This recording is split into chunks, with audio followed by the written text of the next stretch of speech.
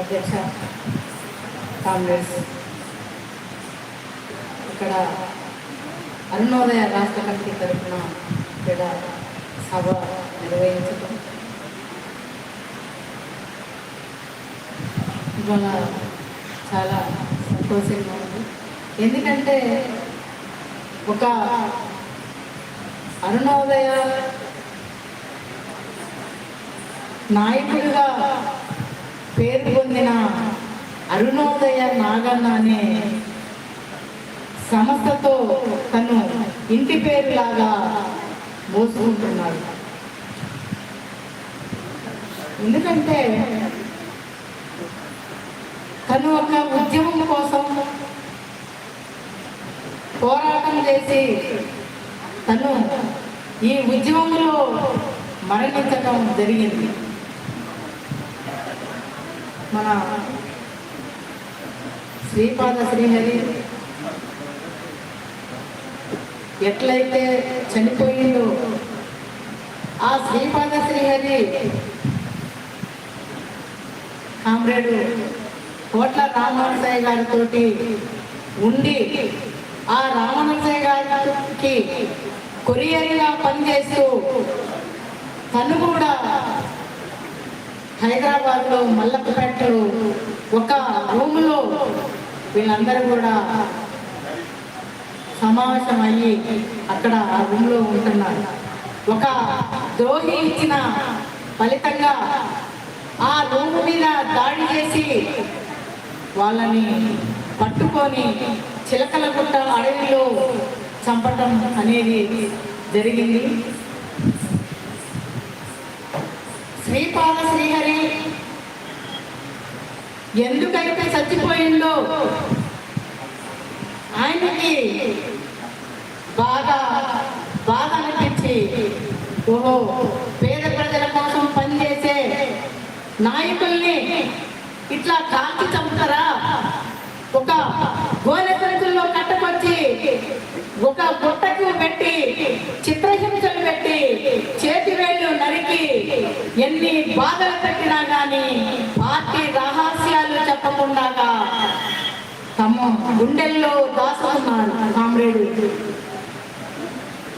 రామనరసయ్య గాని, శ్రీపాద శ్రీహరి గాని, గొట్టెముక్కల జానకిరామరెడ్డి గాని వీళ్ళందరూ కూడా ఒక ఇది పేద ప్రజల కోసం, కూడు కూడు నీడలేని వాళ్ళ కోసం మేము అందరం పనిచేస్తున్నాం.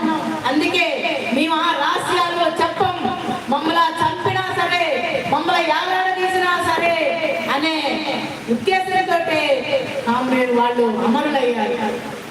ఆ అమరుల ఆశయాలని పునికి పుచ్చుకొని నాగన్న వాళ్ళ బాటలో నడవాలి. మా ఊరి నుంచి ఒక నాయకుడు, ఒక కార్యకర్త చదువుకుంటూ నాలుగు గోడల మధ్యలో కూడా ఈ అరుణోదయకి సంబంధించిన ప్రోగ్రాములు ప్రాక్టీస్ చేస్తూ ఆయన రహస్యంగా ఉంటూ కూడా విద్యార్థులకి ఇవన్నీ వివరించడం అనేది జరిగింది. ఆ ఆశయంతో కామ్రేడు నాగన్న కూడా 78లో ఇల్లు బయలుదేరి మేమిద్దరం కూడా పనిచేయడానికి మేము నిర్ణయించుకొని బయలుదేరి రావటం అనేది జరిగింది. నేను వచ్చాక కూడా చాలాసార్లు పాటలు పాడటానికి ఎక్కడెక్కడో పోయేవాడు, నాకు పాటలు పాడటానికి రాలేదు. నేను అప్పటికి నాకు ఏమీ తెలియదు. నేను పాట పాడటమే కానీ మాట్లాడటమే కానీ ఏమి ఎవరితో కూడా మాట్లాడే నాకు ఏమీ తెలియని వ్యక్తిగా నేను ఉన్నాను. అదేవిధంగా మనుగూరు ఏరియాలో ఒక ఊళ్ళో కొండాయిగూడెం అనే ఊళ్ళో అక్కడ ఒక సభ జరుగుతుంది, రైతు కూలి సంఘం సభ జరుగుతుంది. ఆ దానికి కామ్రేడు మానవ నారాయణ స్వామి గారు వచ్చారు.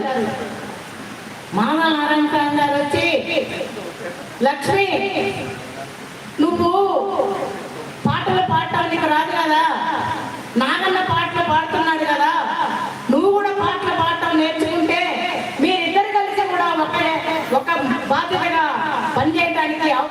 ఉంటది, నువ్వు కూడా పాటలు నేర్చుకోవాలని కామ్రేడ్ మాధవ నారాయణ స్వామి గారు నాకు చెప్పటం అనేది జరిగింది. అప్పుడు నేను ఓహో ఇంత పెద్ద నాయకుడు ఇలా చెప్తున్నాడు, నేను కూడా నేర్చుకుంటానని చెప్పి నేను కొత్తగా నేర్చుకున్న పాట ఆ రోజు పాడింది. తూర్పు చేతులు కట్టుకాడ చెట్టు పుట్ట కొట్టేటోడ అంబటేళ్ళ నించిపోయారా ఓ కూలన్న సత్తి బువ్వ సంగతేమిరా ఓ రైతన్న అనే పాటని నేను ఆ రోజు నుంచి ఈ రోజు వరకు కూడా పాడుతూనే ఉన్నాను. కానీ నాగన్న పాడినంత పాట పాడేదాన్ని కాదు. నాగన్న గొంతు చాలా పెద్దగా ఉండేది. ఆయన స్థాయిలో నేను పాడలేదు. నా స్థాయిలో నేను పాడుతూ మేము ఇద్దరం కూడా అరుణోదయగా పనిచేశాం. అదేవిధంగా బుర్రకథలు, ఈ ఓట్ల రామనరసయ్య గారి బుర్రకథే వరంగల్ జిల్లా కామ్రేడు కానూరు గారి వెంకటేశ్వరరావు గారి ఇంట్లో, వాళ్ళ ఇంట్లోనే మేము పోయి 15 రోజులు నేర్చుకొని తిరుమలాయపాలెం మండలంలో ఎర్రగడ్డ అనే గ్రామంలో ఒక కామ్రేడు దాసు అనే అబ్బాయి, మేమిద్దరం కూడా వంతలుండి మేము దాదాపు 10-15 ప్రోగ్రాంలు ఇవ్వటం అనేది జరిగింది. బుర్రకథ వంతగా ఉంది. ఆ తర్వాత తిరుమలాయపాలెం మండలంలో బీరోజు గ్రామం నుంచి ముత్తయ్య అనే ఒక కామ్రేడ్ ఉన్నాడు. ఆయన కూడా నాతో పాటుగా వంత ఉన్నాడు. ఇంకో కామ్రేడ్ కూడా కాదర్ అనేది సంద్రకొండ, ఆ ఊరు నుంచి కూడా కాదర్ అనే వ్యక్తి కూడా కామ్రేడ్ కూడా ఆయన కూడా వంత ఉండి నాకన్నా సెంటర్ లో ఉండి మేము ఎప్పుడు నేను నాతో పాటుగా వాళ్ళు కూడా వంత నుండి బుర్రకథలు రామనరసయ్య గారి బుర్రకథలు చెప్పడం అనేది జరిగింది. అదేవిధంగా ఇవాళ నేను కూడా కొత్త గొప్ప పాడటానికి నాకన్న నాకు నేర్పి నన్ను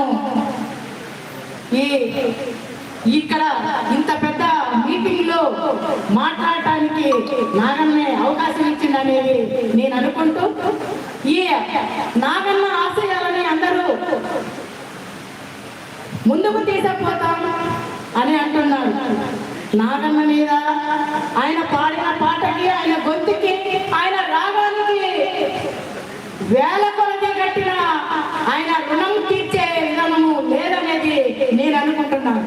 ఇవాళ 1000 పాటలు రాశారు, 1000 పాటలు రాసి పాడుతూ ఉన్నారు. ఇవాళ ఎంతమందో కూడా పాటలు స్టేజ్ మీద ఆవిష్కరించడం కూడా జరిగింది. కానీ నేను ఇంత త్యాగకని అనేది నేను ఎప్పుడూ అనుకోలేదు. కానీ తను మరణించినాక ఇప్పుడు మనకందరికి కూడా కళ్ళకు కనపడ్డట్టుగా కనపడతా ఉంది. ఆయన త్యాగాలను, ఆయన ఆశయాలను మనందరం కూడా ముందుకు తీసుకుపోవాలనేది ఈ స్టేజ్ మీద అందరూ శబ్దాలు చేశారు. ఈ శబ్దాలని ముందుకు తీసుకుపోవాలి.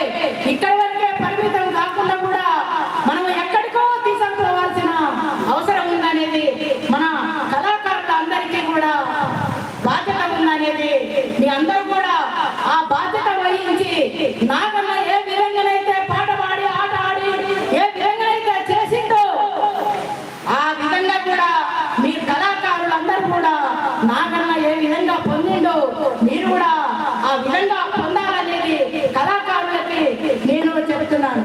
కానీ ఇవాళ చెప్పడమే సరిపోదు, చేసి చూపించాలి. దాన్ని చేసి చూపిస్తేనే ఆయనకి నిజమైన నివాళి అర్పిస్తున్నట్టు మనం అనుకుంటాం. కానీ ఆయన ఆశయాలని, ఆయన పాడిన పాటల్ని ఆయన గొంతులోనే కాదు మీ అందరి గొంతుల్లో కూడా పలకాలనేది నేను కోరుతూ ఈ అవకాశం ఇచ్చిన అరుణోదయ రాష్ట్ర కమిటీ సభ్యులకి, కామ్రేడ్ వేణుకి ధన్యవాదాలు తెలియజేస్తూ ముగిస్తున్నాను.